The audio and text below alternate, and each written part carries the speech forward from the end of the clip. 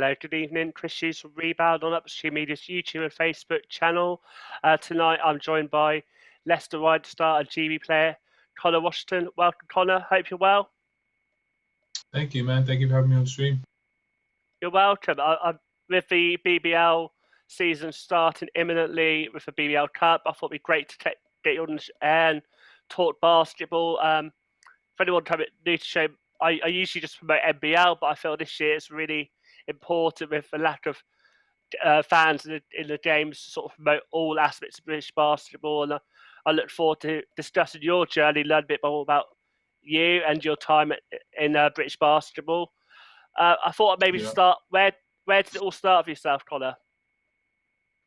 Well, I guess the first ever area that I was started playing basketball was in Bedford, so that's my hometown. So I grew up, and literally just there was no teams that were affiliated with under 12s or any age group that I was able to go to at the time. So at 10 or 11, I would just go to the court, which is around the corner from my house, and that was where I really started playing. Just shoot by myself, and just literally just working around there, just having fun and just, I guess, learning what it felt like to dribble the ball or shoot the ball for someone who's never played.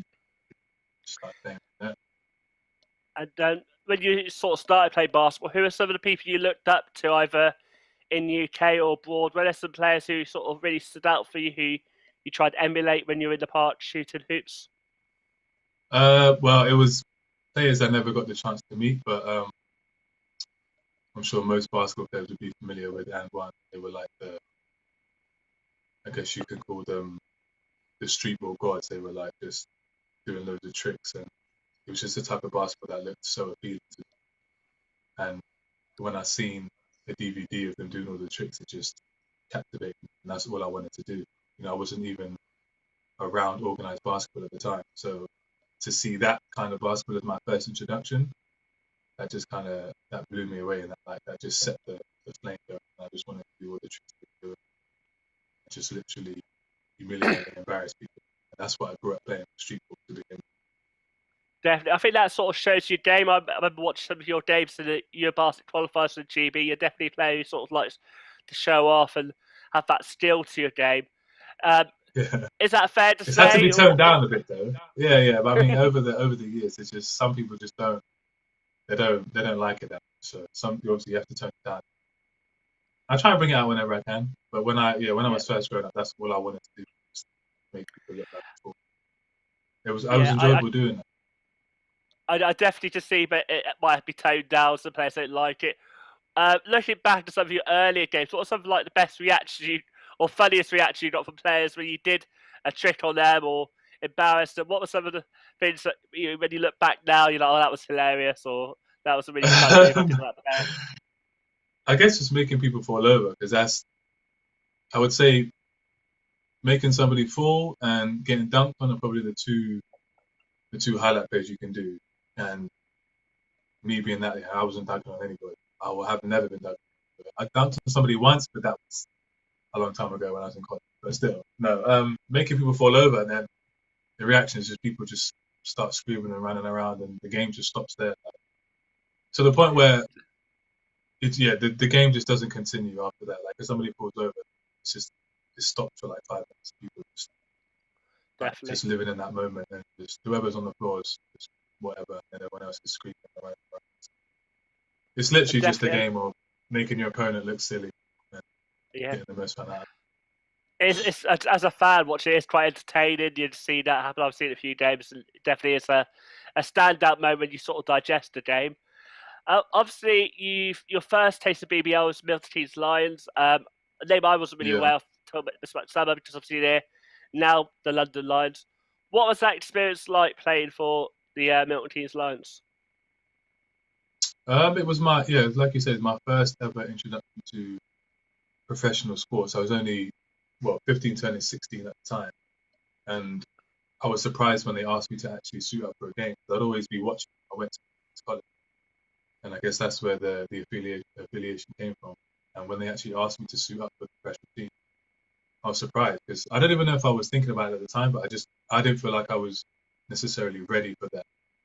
and obviously I didn't know what that looked like. But yeah, I just think I was a bit surprised, but I didn't shy away from the opportunity. And I think obviously they believed in me, so I think I just took it And in my stride. I don't remember how many games I played, but yeah, that was just kind of like my first taste with the BBL. And some of the guys do I you was remember? around, they go on, Karen. Yeah, I was gonna say, do you remember that conversation? What were you doing at the time? Was it like a call on the phone from the coach saying, "Connor, we need you this next day"? What do you remember from that process? You say you were quite surprised, maybe you didn't think you were ready. What were your memories from that? That was that was a face-to-face conversation with a player who was on the team at the time, my coach for the team, Mike New, and he just came to me and said, "Yeah, we want you to suit up. We think you play with the men's team. We want you to suit up." And then I think I Um, played a couple of games after that with them, and then yeah, the year after that was when I left to go to America. and yeah, I say you played. I think it was 26 games. Shout out to Dave Owen. That's how I sort of digest a lot of the players' history from that Yeah. team early on. Who are some of the players who you looked up to, sort of maybe learn from, or they helped you guide you in that part of your journey? There's a lot of them, so probably too many to name, but I try and name a few. Definitely Yorick Williams, Michael New, Robert Youngblood, Drew Spinks, Terrell Brown, Vince, who was the coach at the time, and now coaches the London Lions, Chris Clark. I mean, there was loads of players who came through in my time there. So, and there's obviously so many I've missed, but I honestly can't name them all. But there are just a few prominent guys who have been in my life from that time and still now. I would say like Yorick Williams is probably one of the most prominent ones. Definitely, but you said obviously you go to America. For me, as a fan, it's always interesting to hear players' experience of going to London. And I think I loved hearing that. So a lot of the young players watch what experienced pros like yourself say about it. What advice would you give to the next generation about going to America based on your experiences? What are some of the lessons maybe you learned from going there? Um, the biggest lesson I learned was just being able to adapt and grow with your surroundings. Obviously, my situation isn't going to be the same as everybody else's. It's just literally just knowing what you're going into and experiencing your situation, making the best out of it you can. I mean, I was only there for one semester, and my situation was somewhat unfortunate, but that doesn't mean that everybody else's is going to be that. I mean, a lot of young guys would want to go to America and experience it, and see how far they can go. Some guys have dreamed of making it to the league, which if that's your dream, then you should definitely go for it, and don't let anything hold you back. I just think if that's an opportunity that comes to you and that's what you want to do, I think you should go for it. But just know that it's going to be a big culture change. Obviously, it's still basketball, but it's a massive culture change. You're away from home, and just be be prepared to be able to adapt to your surroundings quickly, because that's what you're going to need. Definitely. And in terms of the learning process from that time, Milton Keynes and that year in USA, how did you feel like it developed you as a player? What were some of the things that you sort of learned on the court while in those two experiences? Uh, I think I learned more from off the court stuff, like myself as a person, how I would grow, because from a young age, like growing up and playing street ball to then playing the Bedford Bulls under 16, under 18, like not having so many years in structured basketball. I think that going to America and then having the unfortunate situation that I landed in, um, it was my dream to go to America. I wanted to see how far I could go from watching players like Michael Jordan, NBA guys. It was my dream to make it to the NBA. So when I actually went to America and then I got released, or you could say I got let go, it just felt like my dreams had kind of been crushed. But that wasn't to do with anything on the court. I feel like that was a test of seeing how I was going to react to that as a person. And I'd say it almost did break me because I was going to quit. But it was just a difficult time at that moment. But it was more learning how I was going to adapt to it away from basketball, how I was going to handle that kind of feeling of failure. from being let go from America, and then seeing where my journey would take me after being cut. But it was everything to do with basketball was fine. It was just I think I went through a massive growth period um, when I got let go, and then it just I guess maybe into the man I am today really, and it was kind of a blessing in disguise that I got. That's when I decided to give it Def- one more go, and then I went professional from then, and it's landed me into Definitely, yeah. amazing countries with different opportunities that I don't think I would have got to experience if I stayed in America for the 4 years. Of course, and so I think it's a lot like you say. You weren't expecting that experience of Milton Keynes Lions, but obviously it's a big jump to go to America. I think sometimes people underestimate the the stepping stones, if you like, from going from a junior to professional to going to America. It must be quite a lot to deal with. Was that how you felt at the time? Because it was sort of a big jump in terms of like playing with kids to adults when playing be a small fish in a big pond. Was that sort of how you felt at the time, or was it just sort of a blur, locked in attitude, athlete's attitude? I think there's a lot of us that are in the same position. Maybe some of them don't come from from as far as I do, but we're still all mainly away from our hometowns. We've come to the same school, to do the same, to achieve the same goal. And it's just like, I just had to learn to adapt really quick, and not having the safety net of your family being close by. It's going to be virtual contact over the internet or by phone call or whatever now because you're across the country, across the water or whatever. But yeah, it's just Yeah, believing in yourself and being confident and then trying to be stable where you are and being able to adapt to the situation because it is really different from over here. Obviously, basketball is one of the main sports in America, and to go to the place of or to go to the country of basketball, it's like everybody's in the same boat. yeah, I definitely understand that, and I know before he came on there, our producer Rupert was really keen to sort of hear you talk a bit about the Milton Keynes Lions. So before we go any further, I feel, as I said, I've only got to Barcelona the last 3 or 4 years, but maybe for other people watching, what were the Milton Keynes Lions like as a franchise? What went really well for them? What were some things you think maybe fans of today's game should know a bit about Milton Keynes Lions? Maybe like the dynamics, in terms of what they looked like on the court. What was it? Did they have a certain philosophy of play? Maybe some things sort of people might not know about Milton Keynes Lions that you remember from your time there. To be honest, I don't remember that much. I was so young. I think that I was just excited to be playing with the professional team. So I was just taking it as an opportunity to get better and just see what it was like with the highest level in England. And like I said, I was so young at the time. I don't really remember anything other than just me trying to play basketball and have fun doing it. Like I'm at that moment, I'm not professional mentally. I'm still a young boy, so it's just like I'm just bouncing off the walls with energy, and I'm just trying to enjoy the game and have fun, really. So all this stuff about the dynamics, and I'm not even thinking anything about that. No, I just want to get on the court, make someone look silly, maybe hit a three or something. I don't know, just have fun and enjoy it. But I guess that was maybe a young mindset of mine when I was playing with the team. And I'm going to be like that. I'm only 50 sessions. no, I think that's totally understandable. Look, when you just saying earlier about like Michael Jordan was your hero, I was wondering for me at the start of the lockdown, one of my highlights was watching the Last Dance. Did you get to watch it? And what sort of things did you find interesting as you say you were a fan of Michael Jordan growing up? Yeah, I used to with one of my boys, Greg. We used to watch the Dynasty series all the time. Um, yeah, I got a chance to watch it. I thought it was really. I guess it didn't really change my perspective on what I already thought of him, but I took him for the great basketball player he was. So anything in that documentary that was like anything to do with different stuff off the court was a bit like it was insightful. But as someone who just watched him for his greatness on the court, it was just like it was a good documentary, and yeah, it was a good watch.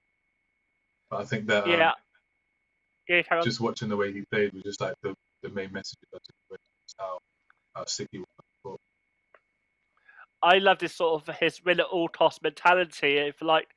If he felt a slight, even if it wasn't happening, he'd use it as a something to win. As a player yourself, how important do you think the mental side of the game is, or do you feel there are other aspects of the game that are more important? No, I think your mentality is the number one, because that's probably the one thing that you could always develop in a positive way.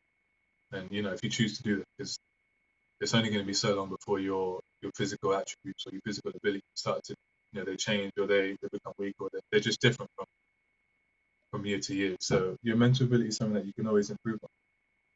You can always be someone who can learn the game a bit more, or you can think the game different to give yourself an advantage if you are lacking somewhere physicality. So it's always a mental, and I think that's one of the sayings that go around about, like I said, mental. So you're trying to get a collective group of people to think the same way, most of the time, which is a tough thing to do. But I feel like if you can do that, then you're going to be successful. Definitely, and I think that really helps. I think that was a big part of Michael Jordan's game, sort of believing in himself and having that mentality to win at all costs. Obviously, you Yeah. said your stint in America didn't go too well, but then you came back to the UK with Leicester Riders. When did that move come about? When did you hear that the team were interested in you? But what's the process like from coming back from America back to the UK? Well, I was around the program before I left to go to America, so I was not that I was on their radar, but they knew about me. And I did play against Leicester for Burley College, which is one of the colleges Milton Keynes played against. So I guess I was on their radar in terms of they knew about me. But when I got back from America, um, I had already made up my mind that I wasn't going to continue basketball, because I just felt like it's kind of a waste of time, even though it wasn't. But the dream thing has just been put on hold. And then one of my best friends at the time, his dad was someone who was close to me, Lance Agate. He'd kind of been my mentor while I was young. He'd take me to practices, and he's kind of like a father figure to me. I think he was the one who reached out to Leicester and said that Connor's back. He's going to quit, but is there any chance you can give him an opportunity in case he might want to just try one last time? And then, yeah, I didn't take the chance right away, but I guess it was kind of like a back and forth. Do I give it one more try, or do I? And I don't really know what at that time what the tipping point was to actually decide to give it one more time. But yeah, eventually landed me in Leicester, and then I joined in January 2012. Finished out that season, and then that's when I enrolled in university too in Loughborough, and then I was playing professional for Leicester Riders and going to school at the same time. So essentially, I was doing what I could have been doing in America, which was getting an education while playing basketball. I was just doing it now as a professional and then a student going to university. Definitely, and the university partnership with British Marshall seems to work quite well for Leicester and other universities. You said like your mindset was sort of like you weren't sure whether to give it up or keep going. When did you sort of like have that confidence to keep going? Was it within that first year back, or did it take a few years for you to sort of just have that faith in what you're doing is the correct thing? Because it must be difficult balancing a passion, but also back ahead, is this a pay me to sort of keep me roof over my head as it is. But when was it for you? But you sort of felt basketball was your chosen path. I think it didn't happen right away. I just think a lot of my, I guess, self-confidence was shook a bit by being let go from this school in America. So I think just maybe because I've been around basketball for so long, the game feels the same. It's just the way I was feeling at the time, the way I'm thinking about it. So I just think maybe it was getting to the point where when I actually started uh, enrolling in classes, and then having that relationship building with friends, new friends that I'd made, and then there was already some guys on the Leicester Riders team who I already knew, so it wasn't like I was going into a team blind. They all knew about me, so it's just like a warm welcome. And I think just continuing to work out every day and traveling with the team and getting into a routine again with the basketball team, just training every day, traveling, playing games, and then that whole family vibe that you kind of build with the team. I think that just kind of lifted my spirit a bit, and then the entire year where I was playing fully from September 2012. That was like the full season when I started with the. I think it was just from then where I started to just like build up myself. And I eventually got more familiar with the team, and they got more familiar with me, and then I was able to like get back to my normal self again and start actually improving instead of building myself back up. Just to a point where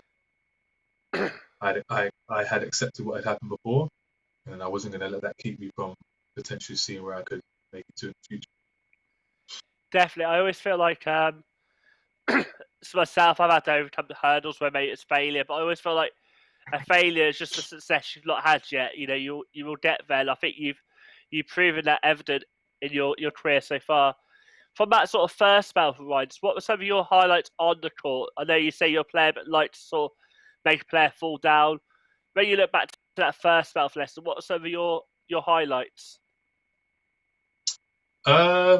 Well, that was at the John Sanford Arena, and I think that was the first time I had scored. I think it was 21 points. So at the time, that was my career high. That's the most points I'd ever scored in the game. So I think that was one of the memorable moments. But any others, like in terms of like she played with a lot of good players, where some players she's like maybe a play where you assisted one of your teammates. What are some of the things when you look back, you like, I really enjoyed that game? Was there a certain game or a run with those teams that sort of sticks out to you? In the early days, I think playing with guys like Cameron Randalls and Zaire Taylor, um, Jay Kuzna, they were just guys who were like ready to compete every day. They're good guys, great players. Just I think they had a way of making the game more fun, and it's just I don't know. I know I've spoken about it before, but Yorick Williams, he was just somebody who would just keep me entertained all the time. Like even some games I didn't play, but I don't know what it was about him. He was just so funny. Like he would just keep me engaged, and he was always looking out for the younger guys. Even though we weren't getting in, he'd always encourage us to just keep doing what we're doing, keep our heads down. I just feel like it's just it's kind of like a nice family unit, and it just made the transition from America to then turning pro a lot smoother. Definitely. And obviously you spent time abroad with Denmark, Hungary, Germany. What were some of your memories from Yeah. those places, and what was the standard of play like compared to the BBL? My first professional time out of England was in Denmark, and for a team called Team FOG Nesbø. That was also another experience. I met some great people there. One of my close friends now who I still keep in contact with, Troy. We still go back and forth. We definitely should have won the playoffs there, but it was just that was another time where basketball was enjoyable. We was just people coming from all over different countries, coming to the same place with the same goal. We were just going after it. That was also when that was my first professional time out of the UK. And when I got back from the UK, I was initially going to go back to play in Denmark, but then that's when I found out I was having a baby. I say me and my partner were having a baby, and then obviously it was for all people involved, it was the best situation or the best decision to then stay home and play in England. And that's when we did stay here, and then that's when Leicester played in the Champions League and went to the Euro Cup Definitely, after that. obviously, congratulations being dad. I believe you had another one recently. Is that correct? Yes, that is correct. Is everyone well? Just to say, obviously, it's a difficult time Everybody's to moment, fine. but Yep.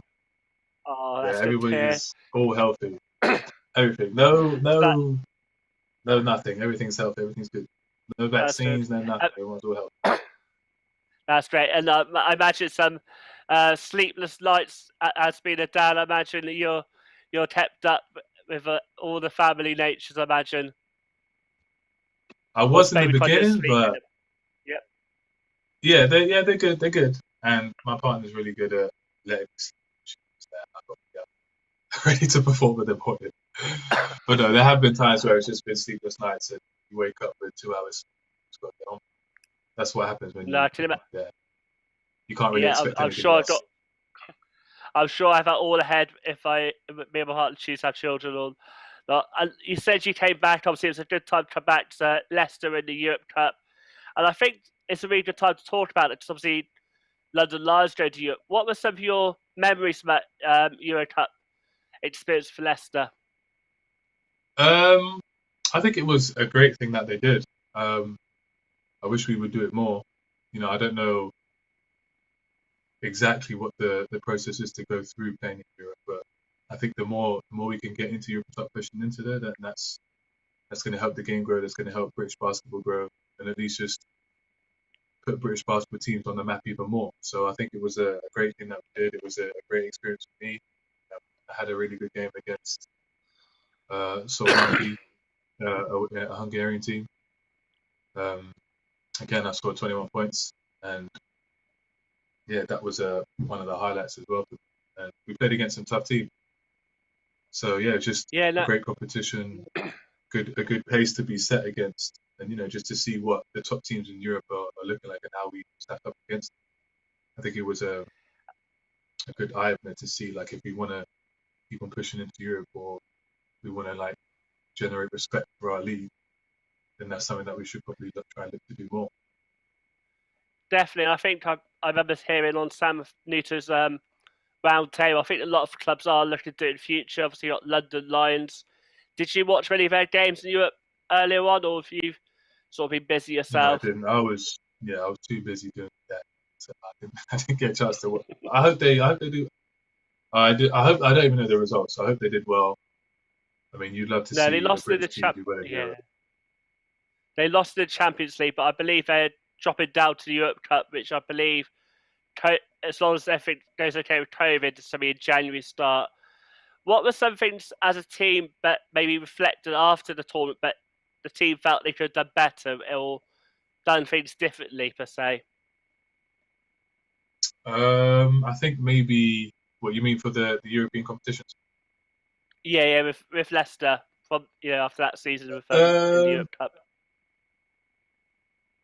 I think maybe just obviously it was quite early on too, and I don't think well, excuse me, even me personally, I'm not used to traveling like and playing like that on flights and stuff. But it's still basketball. You still got to play. But I think the main thing is just being able to gel quickly as a team because it was quite early when the games were played. So obviously there's new faces that come in. There's just obviously a strong foundation to begin with, but there's new faces of players that come in. So just trying to get that team chemistry going off the bat and trying to hit the ground running is something that is quite difficult to do sometimes. And I feel like for Leicester, it's always like a slower process, but once we get going, it's dangerous. It's just at the beginning, it sometimes takes maybe a few months to properly like everything start clicking and everybody's playing with a sense of confidence and have that team chemistry like really going, really flowing. And also, as I imagine with the extra games, do you feel like the squad could have been bigger to deal with that, or do you feel like the squad was big enough to sort of deal with demands of home and in Europe? I think we were fine. And there were some games where we didn't even have a full squad. So, for the game that we lost by 3-2 when I scored 21, we didn't have two of our starters. So I think if we did, we would at least have won one game here. And we didn't necessarily get blown out by teams either. It was just at times there were certain elements of the game which just didn't go our way, and then they eventually got away from us. But we could have easily picked up at least 2 wins. It's just a shame that we didn't manage to play every game with a full strength team. I think it would have been a different outcome. We do that. I mean, obviously after that season, you spent time in Hungary and Germany. What were those seasons Yeah, like with I think Ulslani and VFL Bochum? yeah. Oristani was that was after I think I got that interest from playing well in Hungary. So after that season, the Euro Cup season, I signed to Osher Lions in Oristani, and then just again a situation that it didn't feel too organic to me. So there were certain issues that were happening off the court, which made it hard to concentrate on court. And I couldn't get it going for some reason. First 5 games, I didn't play like myself. I just didn't feel I didn't feel like I was able to flourish because there was other things on my mind that I couldn't just brush off, and they weren't going away. So I tried to communicate with the team, explain what was going on. It just didn't seem like there was much help given. So it's kind of a bittersweet situation because it was a good team. I met some great people there still, and grateful for the opportunity, but I just don't think it was the right move for us. And obviously, if I played well, it could have been a different story. But I don't believe that you can perform on the court if things off the court aren't right. So I eventually got released from them, and then I landed in Pro B side, um, in Germany, and that was another blessing because that was one of the most enjoyable teams I've ever played on. So Definitely, I it was a definitely. nice, lovely city. Sorry, I didn't mean Sorry, to. lovely city. Um, the players welcomed me, welcomed my family. I had my daughter and my partner out there, um, and it was such an enjoyable season from the coach to all the players to all the staff. Just the whole town of Bochum was just behind the whole team. Just it's different when the game is enjoyable. Like you play so different, and you think about the game different when you have the fun. It's just it's a blessing to be able to like have that passion bleed through. And obviously, I love basketball, so when it's just easy, then it's even more enjoyable to just be able to play free and just do what you love to do. Definitely, I imagine as being a player, you have those conversations with your peers and your colleagues. Is that a few shared with other players at your level? But if there's stuff going off the court, it's really hard to ignore in terms of producing on the court, or is every player a bit different? Do you feel? I'm sure every player would be a bit different, but I don't think it just is solely just included in basketball. I think if you have a job that needs doing, or if you're at work, no matter what your job is, things aren't correct away from work, then it's kind of hard to focus your energy on tasks you have to do. There's some things that are not right. And once you leave the workplace, it's like you're going back to a situation that's potential and it's not being fixed. So then you have to learn how to deal with that and then go to work and be expected to perform. And it become dangerous because, you know, what do you do when your place of escape doesn't feel like escape anymore because something isn't right. For sure, I definitely appreciate that, and obviously, I think anyone to appreciate that too. If there's things on behind the scenes, it's harder to focus. Obviously, Yeah, this definitely. season, COVID's going to play a big part. And I think it's going to be quite hard for the players to sort of shut that out. Obviously, Leicester have had the added thing where you sort of prepared for pre-season, but you had to isolate. What's the mood like in the camp as you Yeah. approach your friendly this weekend? The mood is right where it needs to be. I mean, everybody is excited to be back on the court.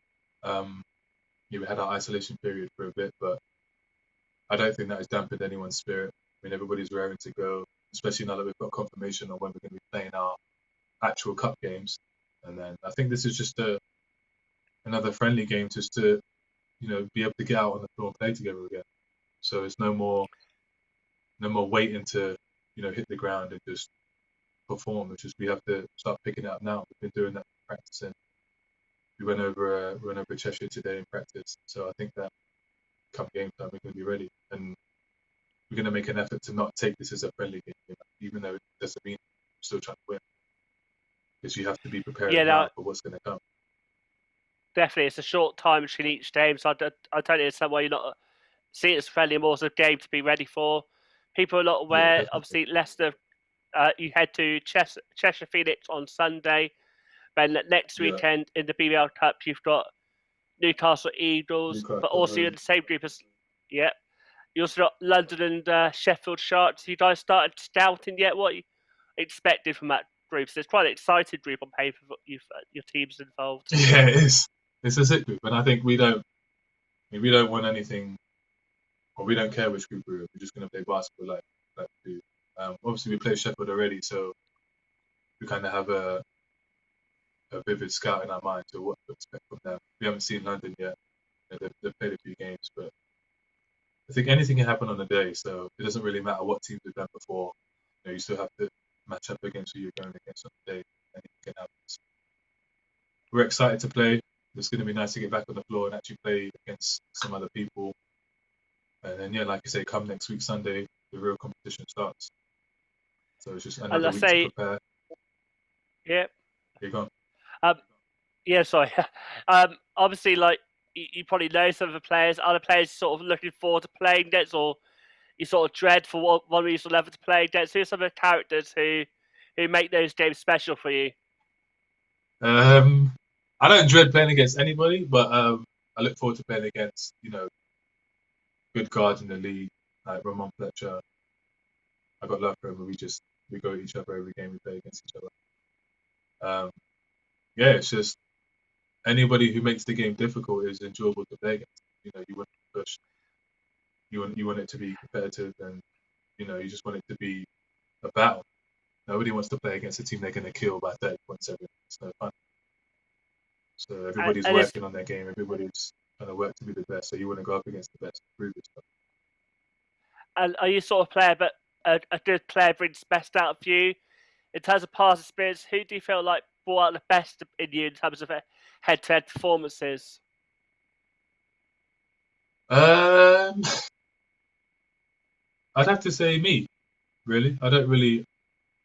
It's not other players that bring out the best in me. It's just me and myself. Obviously, you wanna play well against your opponents all the time, but I don't try and play to my opponent, because that's when you can get cut by doing it. So even though you play against different players all the time, different tendencies, different abilities, and that shouldn't change the way I perform.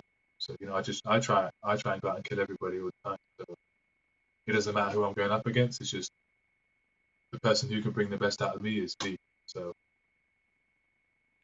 And I imagine, obviously, being busy with being things off the court, but have you had a chance to look at the teams, and are there teams you think, oh, they're going to be interesting to watch, or I think they'll do well? Has any team sort of stood out for you in that department?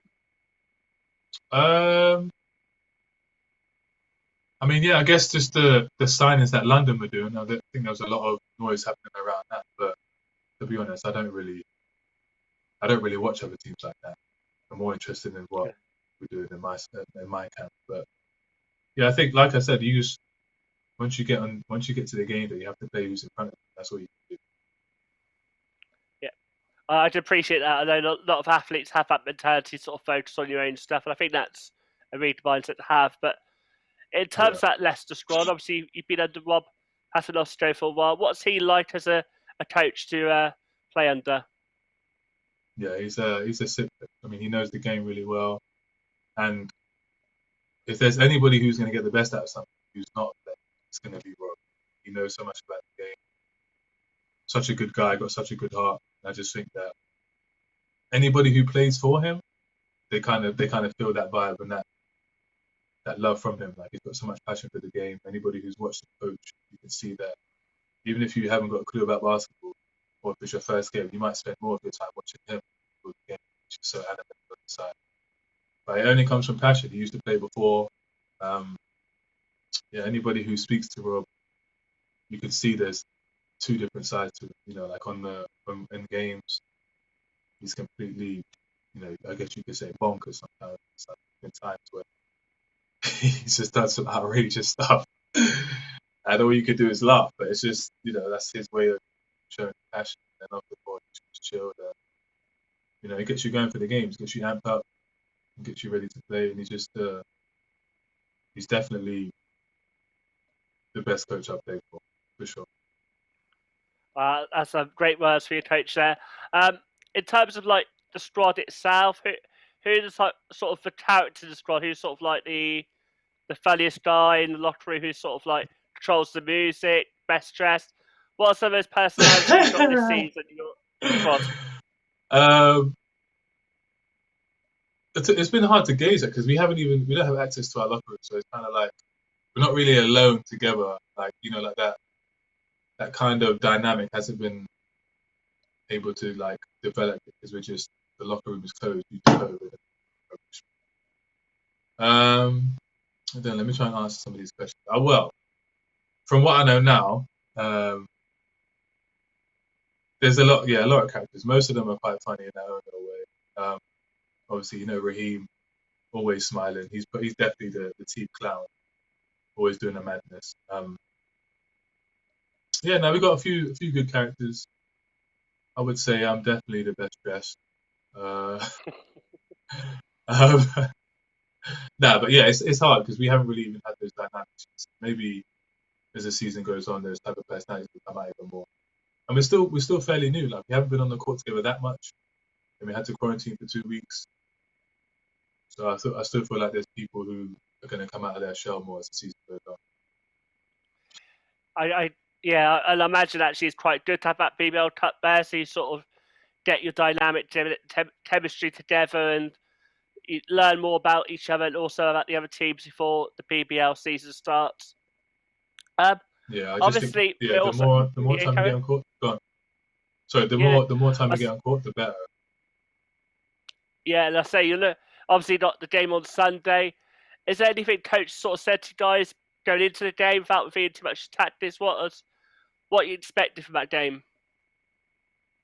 The main thing is probably just that it's going to be a fast-paced game. So we need to be conditioned, and we know that they're going to want to run on us. So yeah, probably going to be fast tempo, but we'll be ready.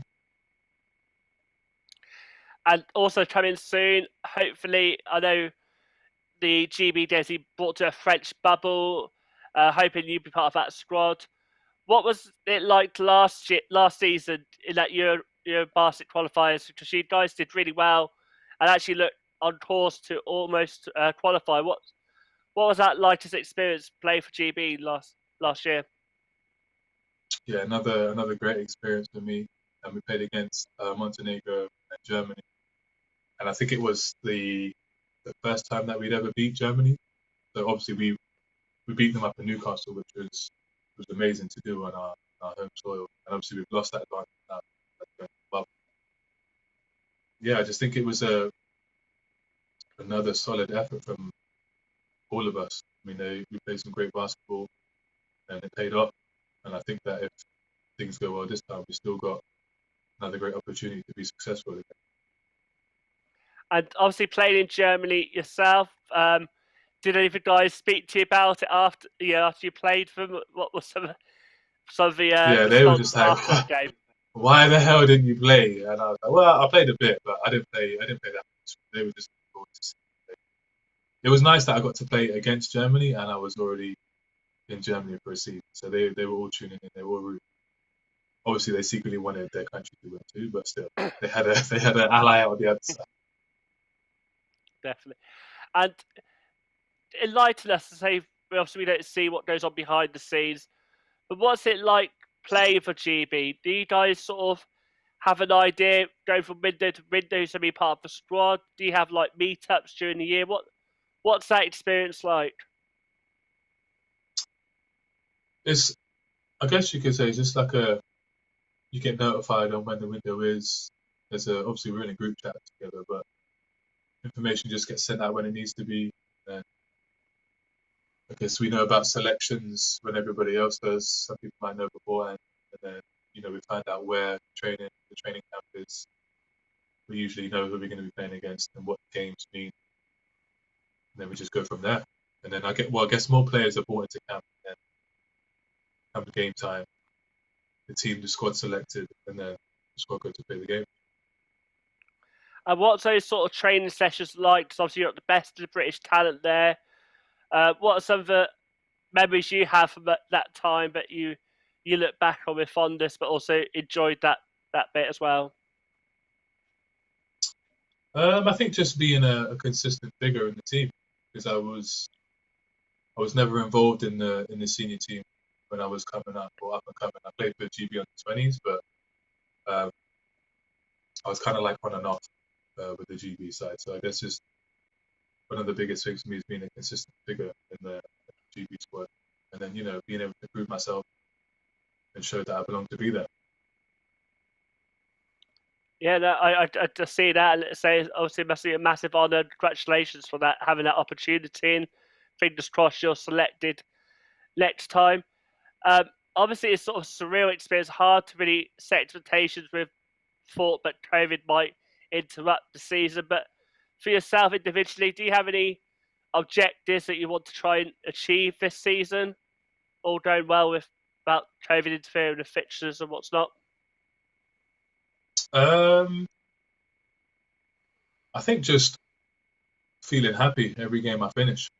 I don't ever want to feel like I didn't give it my all, or I feel like I regret not playing hard or something like that. I just want to finish a game and feel content. I don't want to have any negative feelings, win or lose. Like it's just I feel like I've got to a different level of self-awareness where certain things are not as important to me.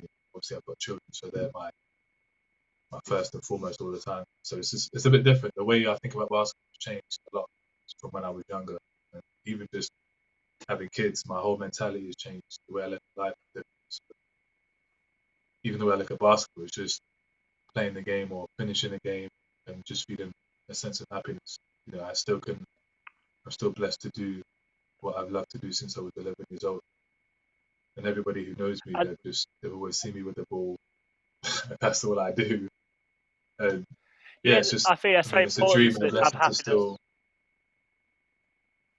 Yeah, I think it's very important to be happy, do what you're doing, and leave it all on the court. As I say, I really appreciate you coming on. You're busy, obviously, with parent duties and also getting ready for the game this weekend. But on a final question, Yeah. sort of like, what advice would you give to your younger self or a younger player, sort of starting out? Because you said yourself, you changed as your journey's gone on. But would there be Yeah. advice you'd give to a younger Connor or a young player coming through the system currently?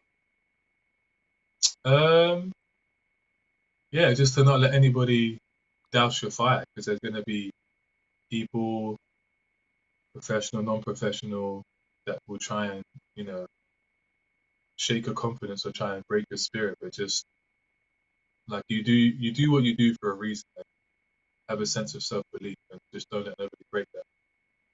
Just become the best version of yourself that you can be. You don't have to put other people down, or you don't have to be negative to get where you need to be. Just concentrate on what you want to do. Be grateful, be humble. I feel like you can achieve whatever you want to achieve. I think that's really good advice, and obviously, I wish you all the best this season. I'm quite gutted actually, just from the outside in. I always envy the Leicester setup from like Joe Pinchon's on the media, the stadium, but all the whole Big up package Joe seems to be Pitcher. really good. Leicester, yeah, big up, big up Joe Pinchon, Tony at Chicago, and it was on my bucket list to go watch a game this year. And gutted at the moment to let that happen, but before you go, I'd Yeah. love to see what your message is to the Leicester family who can't support you. What would you like to say to them? So obviously you've been at that franchise for a while. You've probably built up some good relationships with fans and the staff. What Yeah, was your definitely. message to the Leicester family? Jesus, sorry. My That's message would right. be like hang in there. Like we're all in the same situation. The atmosphere is dead in there without them, without you guys there. I know you want to be there as much as we want to have you there, and I don't think it's not going to be the same, obviously, without the fans. But we still have a job to do. I know you guys are still going to be supporting however you can on streams, or just watching whenever you can. And I know we're still going to be followed. You're still going to keep up with the record of how the season's going. And I just think I hope it's not too different to the point where, we don't play Leicester basketball. That's what we're known for. That's what people want to see. But I'm confident, that Rob can get us to where we need to be. I'm confident of the squad we have. And yeah, for the fans who've watched and supported for years on years, we just have to stick through this together. Even though you can't be there physically to support us, I think it's just important that we all just try and pull through together. And whenever it happens where we can have spectators again, then that's going to be definitely a memorable game. Yeah, I totally agree. Fingers crossed we can have fans back in, but I'm not sure that's likely in the next few months or so. We just have to wait and see. Thank you for coming on, Connor. I wish you all the best. I'll be tuning in to see your pre-season games. I hope that goes well. Thank you, Jeff, for coming on, and stay safe. You're welcome. You're welcome. You too, man. Take care. Cheers. Bye.